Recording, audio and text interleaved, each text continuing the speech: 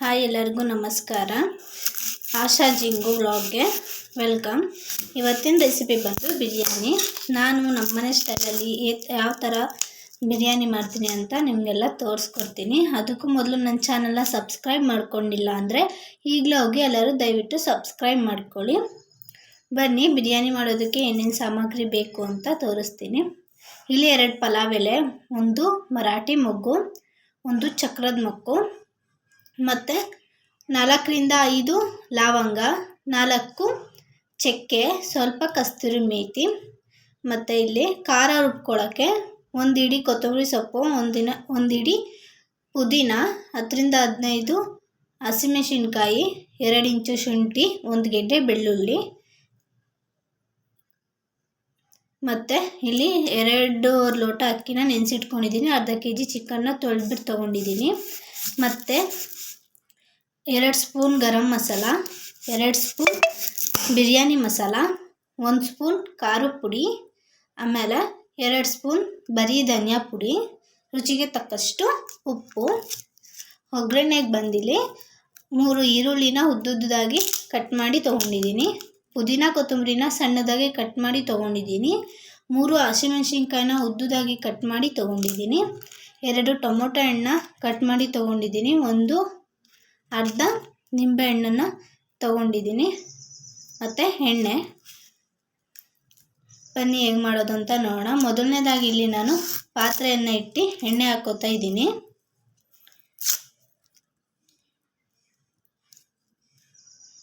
ಎಣ್ಣೆ ಕಾದಿದ ನಂತರ ನಾನು ತೊಗೊಂಡಿರೋ ಸ್ಪೈಸಸ್ ಎಲ್ಲ ಹಾಕ್ತಾ ಇದ್ದೀನಿ.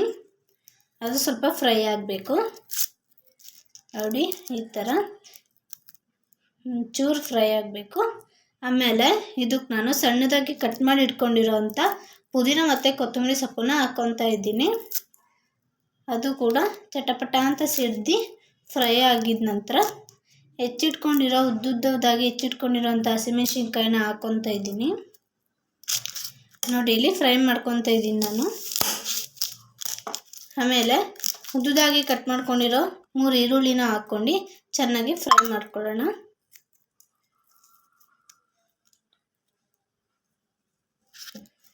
ನೋಡಿ ಇಲ್ಲಿ ಚೆನ್ನಾಗಿ ಫ್ರೈ ಮಾಡ್ಕೊತಾ ಇದ್ದೀವಿ.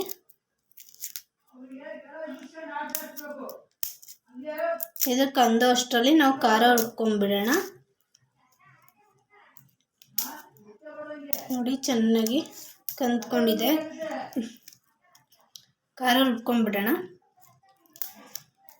ನೋಡಿ ಇಲ್ಲಿ ನಾನು ಖಾರ ರುಬ್ಕೊಂಡಿದ್ದೀನಿ. ನೋಡಿ ಈರುಳ್ಳಿ ಕೂಡ ಕಂದ್ಕೊಂಡಿದೆ ಚೆನ್ನಾಗಿ. ಒಂದು ಸ್ವಲ್ಪ ಬಾಡಿಸ್ಬಿಟ್ಟು ಇವಾಗ ಖಾರ ಹಾಕ್ಕೊಳ್ಳೋಣ ಅದಕ್ಕೆ. ನೋಡಿ ಖಾರ ಹಾಕ್ಕೊಂಡು ಹಸಿ ವಾಸನೆ ಹೋಗೋ ತನಕ ಮತ್ತು ಎಣ್ಣೆ ಬಿಡೋ ತನಕ ನೀಟಾಗಿ ಫ್ರೈ ಮಾಡ್ಕೊಳ್ಳೋಣ. ಚೆನ್ನಾಗಿ ಬಾಡಿಸ್ಕೊಂಡು ಫ್ರೈ ಮಾಡ್ಕೊಳ್ಳೋಣ.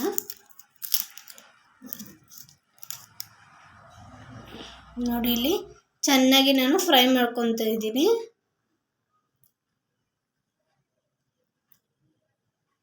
ನೋಡಿ ಚೆನ್ನಾಗಿ ಎಲ್ಲ ಎಣ್ಣೆ ಬಿಟ್ಕೊಂಡಿದೆ. ಚೆನ್ನಾಗಿ ರೋಸ್ಟ್ ಕೂಡ ಆಗಿದೆ. ಇದಕ್ಕೆ ಇವಾಗ ನಾವು 2 spoon biryani masala, 2 spoon garam masala, 1 spoon ಖಾರದ ಪುಡಿ, ಚಿಲ್ಲಿ ಪೌಡರ್ ಮತ್ತು ರುಚಿಗೆ ತಕ್ಕಷ್ಟು ಉಪ್ಪು. ನೋಡಿ ಇಲ್ಲಿ ರುಚಿಗೆ ತಕ್ಕಷ್ಟು ಉಪ್ಪನ್ನು ಹಾಕ್ಕೊತಾ ಇದ್ದೀನಿ. ಆಮೇಲೆ ಬೇಕಿದ್ರೆ ಹಾಕೋಬೋದು. ಇವಾಗ ಮಿಕ್ಸ್ ಮಾಡ್ಕೊಂಬಿಡೋಣ. ನೋಡಿ ಚೆನ್ನಾಗಿ ಮಿಕ್ಸ್ ಮಾಡ್ಕೋಬೇಕು. ಎಲ್ಲದಕ್ಕೂ ಹೊಂದ್ಕೊಬೇಕು. ನಾವು ಹಾಕಿರೋ ಮಸಾಲ ಐಟಮ್ ಅಲ್ಲಿ ತನಕ ನೀಟಾಗಿ ಫ್ರೈ ಮಾಡ್ಕೊಳ್ಳೋಣ. ನೋಡಿ ಈ ಥರ ಎಣ್ಣೆ ಬಿಟ್ಕೊಳ್ಳೋ ಗಂಟನೂ ನಾವು ಫ್ರೈ ಮಾಡ್ಕೊಂಡಿದ್ದೀವಿ. ಇವಾಗ ಇದಕ್ಕೆ ಚಿಕನ್ ಹಾಕ್ಕೊಳ್ಳೋಣ. ನೀಟಾಗಿ ತೊಳೆದಿಟ್ಕೊಂಡಿರೋಂಥ ಚಿಕನ್ನ ಹಾಕ್ಕೊತಾ ಇದ್ದೀನಿ. ನೋಡಿ ಹಾಕ್ಕೊಂಡು ನಾನು ಚೆನ್ನಾಗಿ ಮಿಕ್ಸ್ ಮಾಡ್ಕೊತೀನಿ.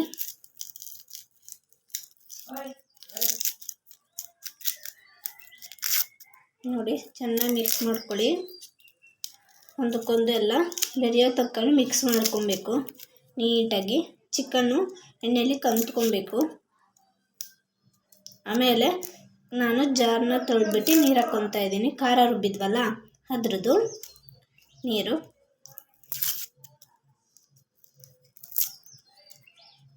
ಆ ನೀರು ಕೂಡ ಎಣ್ಣೆಗೆ ಹೊಂದ್ಕೊಂಡು ಎಣ್ಣೆ ಬಿಟ್ಕೊಳ್ಳೋ ತನಕ ನೀಟಾಗಿ ಫ್ರೈ ಮಾಡ್ಕೊಳ್ಳೋಣ. ನೋಡಿ ಇಲ್ಲಿ ಚೆನ್ನಾಗಿ ಫ್ರೈ ಆಗ್ತಾಯಿದೆ. ಇದಕ್ಕೆ ಇವಾಗ ನಾವು ಸಣ್ಣದಾಗಿ ಉದ್ದುದ್ದವಾಗಿ ಕಟ್ ಮಾಡಿ ಇಟ್ಕೊಂಡಿರೋ ಟೊಮೆಟೊ ಹಣ್ಣನ್ನ ಆ್ಯಡ್ ಮಾಡ್ಕೊಳ್ಳೋಣ. ನೋಡಿ ನಾನು ಯಾವಾಗಲೂ ಹೀಗೆ ಹಾಕೋದು, ನಾನು ಎಣ್ಣೆಗೆ ಹಾಕಿ ಫ್ರೈ ಮಾಡಲ್ಲ. ಈ ಥರ ಚಿಕನ್ ಹಾಕಿದ್ಮೇಲೆ ಕೂಡ ನಾನು ಟೊಮೆಟೊ ಹಣ್ಣು ಹಾಕೋದು. ನೀವು ಇದೇ ಥರನೇ ಹಾಕ್ಕೊಳ್ಳಿ, ಚೆನ್ನಾಗಿರುತ್ತೆ ಟೇಸ್ಟು.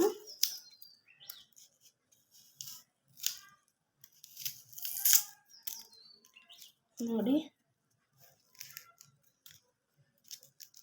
ಇವಾಗ 2 ಸ್ಪೂನ್ ಧನಿಯಾ ಪೌಡ್ರನ್ನ ಹಾಕ್ಕೊಳ್ಳೋಣ.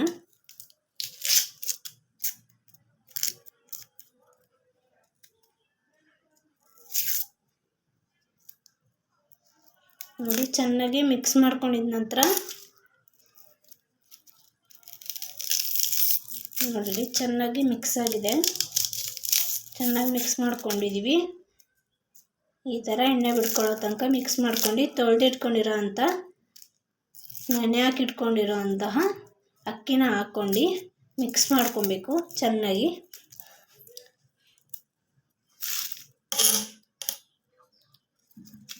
ನೋಡಿ ಚೆನ್ನಾಗಿ ಮಿಕ್ಸ್ ಮಾಡ್ಕೋಬೇಕು.